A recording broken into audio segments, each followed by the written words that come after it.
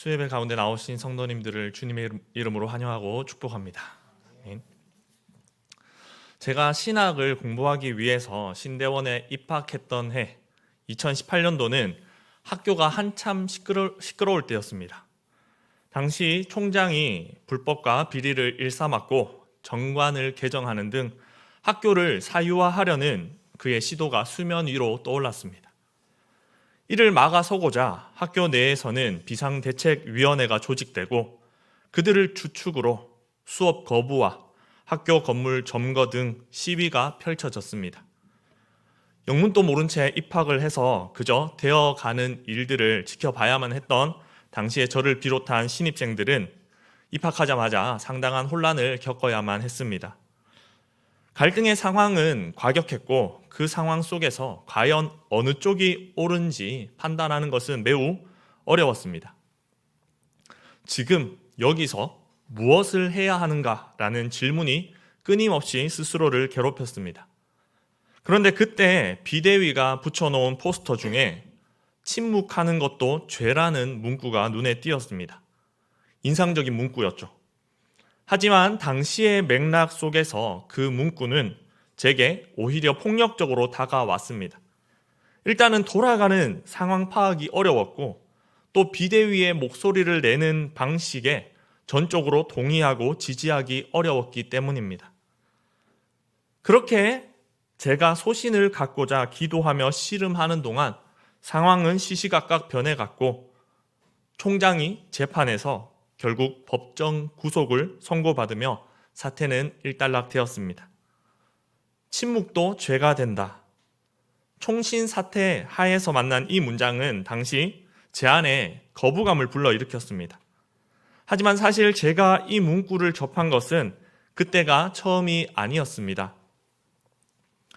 처음 접한 것은 제가 고등학생이던 시절 청소년부 주일학교를 담당하시던 전도사님이 복음 전파의 중요성을 말씀하는 것을 들을 때였습니다. 복음을 가진 우리가 침묵해서는 안 된다는 말씀이었습니다. 단지 용기가 없다는 이유로, 사교성이 부족하다는 이유로, 말주변이 없다는 이유로 우리가 가진 복음에 대해 침묵할 수 없다는 것이었습니다. 복음을 전하지 않는 것은 그저 소극적인 것이 아니라 오히려 적극적으로 죄를 짓는 것이라며 말입니다. 과연 그렇습니까? 오늘 본문에서 예수님께서는 한 사마리아 여인을 만나서 대화를 나누십니다. 수가라는 마을의 우물가에서 예수님이 그 여인과 대화를 나누었습니다. 그리고 이 대화를 통해 사마리아 여인에게는 참 놀라운 변화가 일어납니다. 어떤 놀라운 변화였을까요? 오늘 우리가 말씀 속에서 이 여인에게 나타난 변화를 살펴보면서 특별히 복음 전파하는 일에 대해 묵상하기 원합니다. 그리스도인에게 복음을 전하는 일은 당연한 사명인데 오늘날 우리가 이 땅을 살면서 이 복음을 적극적으로 전하지 못하는 이유는 무엇인지 다시금 우리가 복음을 전하기 위해서 우리에게 어떤 변화가 일어나야 하는지 말씀을 통해 살펴보겠습니다. 처음에 예수님은 사마리아 여인에게 이상한 유대인 그 이상도 그 이하도 아니었습니다.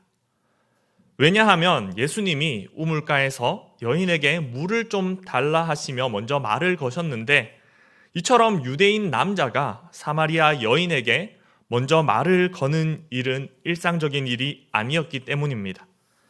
당시 유대인과 사마리아인들은 역사적인 배경 때문에 사이가 좋지 않았습니다. 특히 유대인들이 사마리아인들을 무시하기 일쑤였습니다.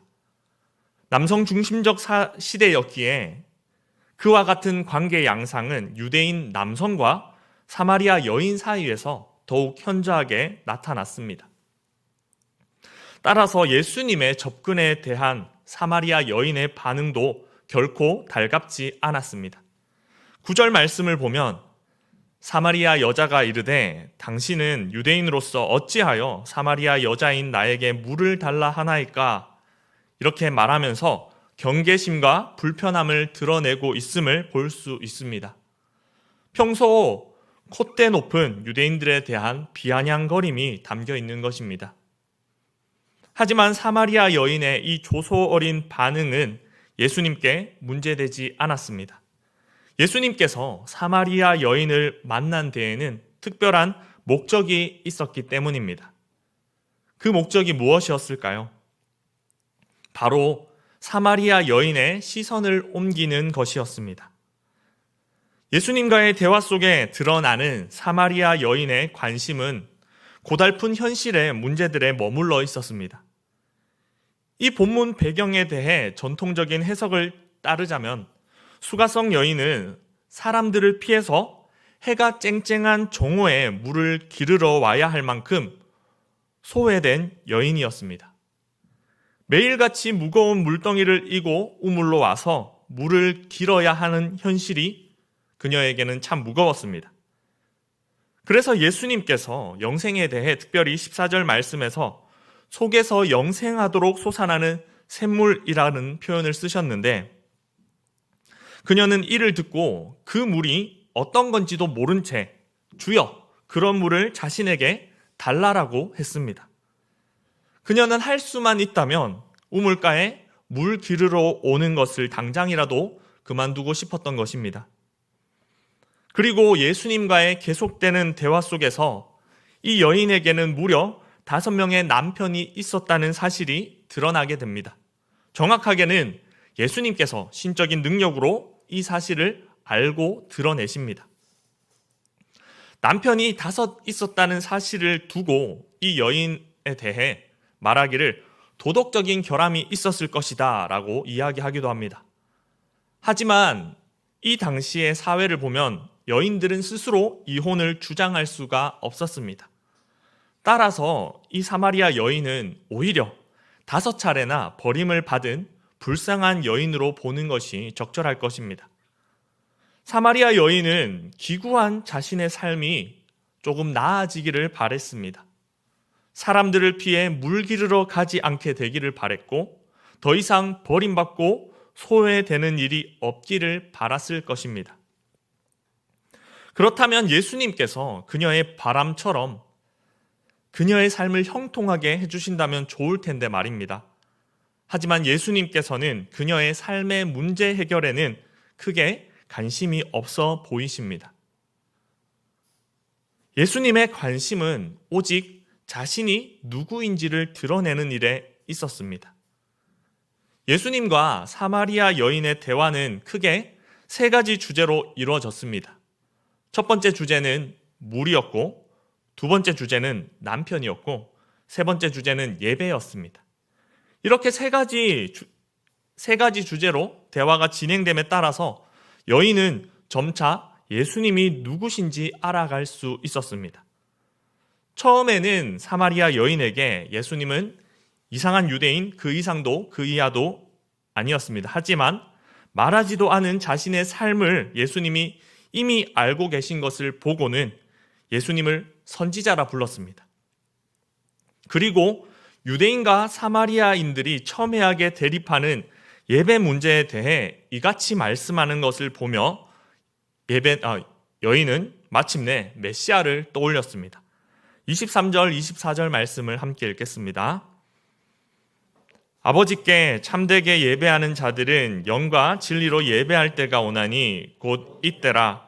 아버지께서는 자기에게 이렇게 예배하는 자들을 찾으시느니라.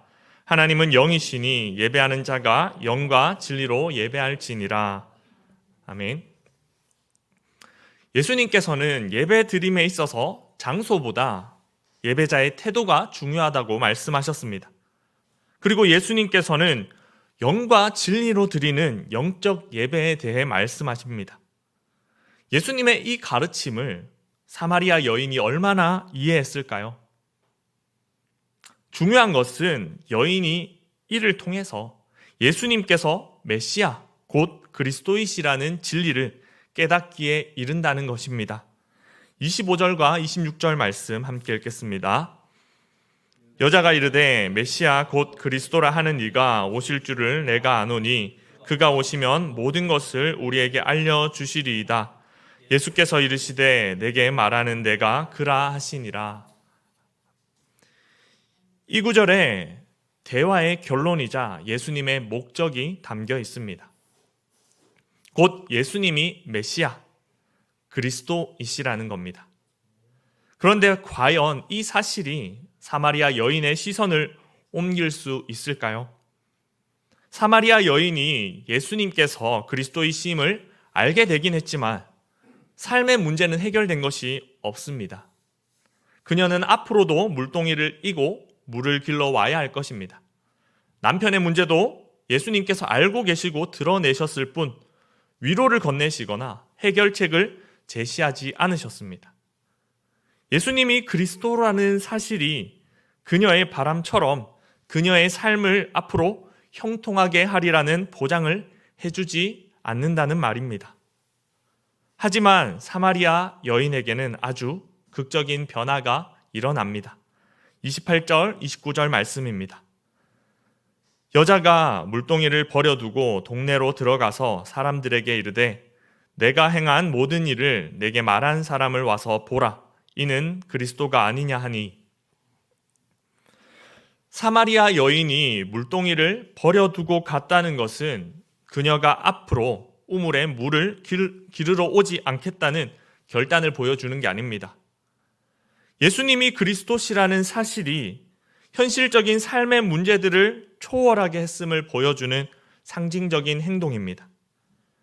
그리스도를 만난 것이 당면한 우리 삶의 문제를 해결하는 것보다 자신에게 더욱 중요한 사건임을 깨달았습니다. 그리스도를 만나고 그녀의 시선이 현실적인 삶의 문제들에서 영원한 것들로 옮겨가게 된 것입니다. 그리스도께서 당장 내 삶을 윤택하게 만들어 주시지 않지만, 골치 아픈 문제들을 술술 해결해 주시지 않지만 영생을 주시고 영이신 하나님을 예배할 수 있는 길이 된다는 것을 비로소 깨달은 겁니다.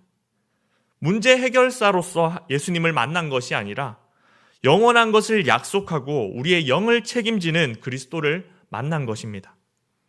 그래서 수가성 여인은 물동이를 버려두고 예수님을 전하러 갈 수 있었습니다. 오늘날 우리가 복음 전하기를 주저하는 이유가 무엇입니까?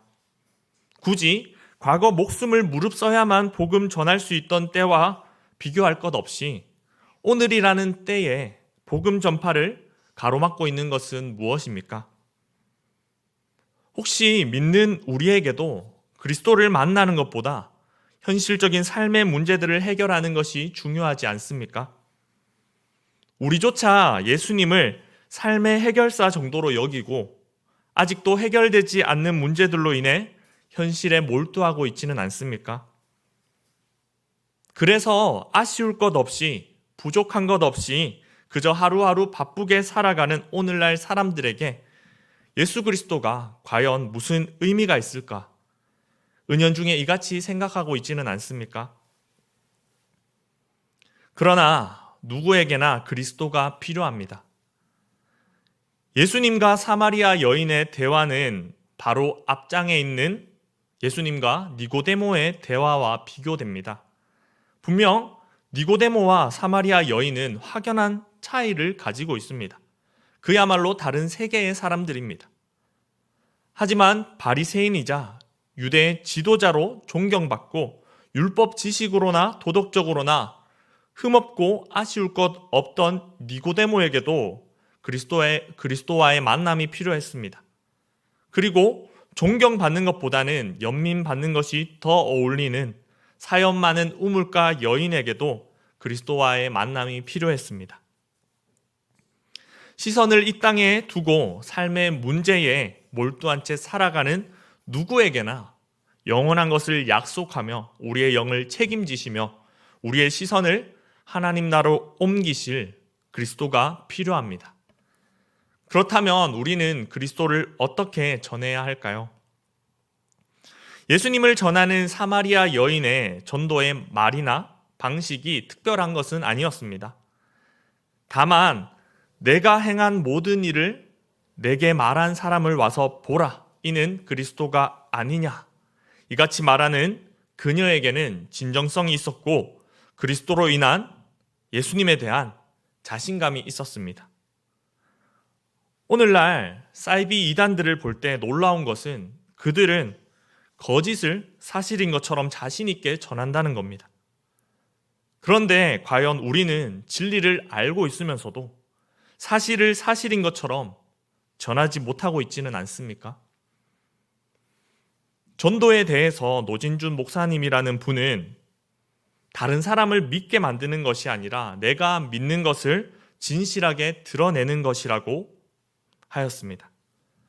다른 사람을 믿게 만드는 능력이 우리에게는 없습니다. 다만 우리의 역할은 문제 해결사로서의 주님이 아니라 영원한 것을 약속하시는 그리스도 예수를 진실되게 믿고 있는 바를 또한 진정성 있게 전하는 것입니다. 사마리아 여인의 말을 듣고 예수님을 만나고 믿게 된 이들은 이같이 고백했습니다. 42절 말씀입니다. 함께 읽겠습니다.